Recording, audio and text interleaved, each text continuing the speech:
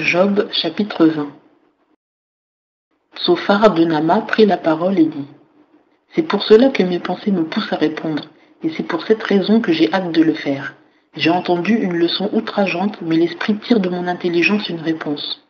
Ne sais-tu pas que de tout temps, depuis que Dieu a mis l'homme sur la terre, le triomphe du méchant est de peu de durée, et la joie de l'impie n'a qu'un moment ?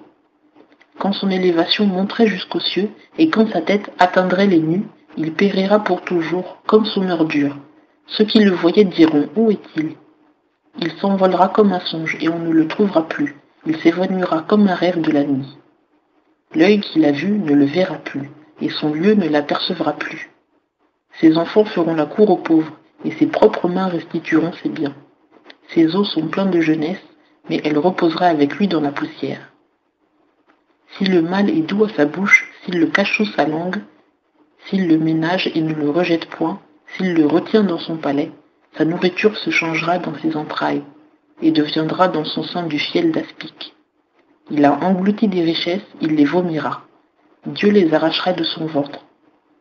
Il sucera du venin d'aspic, la langue de la vipère le tuera. Il ne verra plus les ruisseaux, les fleuves, les torrents de miel et de lait. Il rendra le fruit de son travail, et ne l'avalera pas. Il les restituera à proportion de ce qu'il aura amassé, et ne s'en réjouira pas. Parce qu'il a foulé, abandonné le pauvre, pillé la maison au lieu de la bâtir, parce qu'il n'a pas connu le repos dans son avidité, il ne sauvera rien de ce qu'il a tant désiré. Rien n'échappait à sa voracité, c'est pourquoi son bonheur ne durera pas. Au comble de l'abondance, il sera dans la gêne. Les mains de tous les malheureux se jetteront sur lui.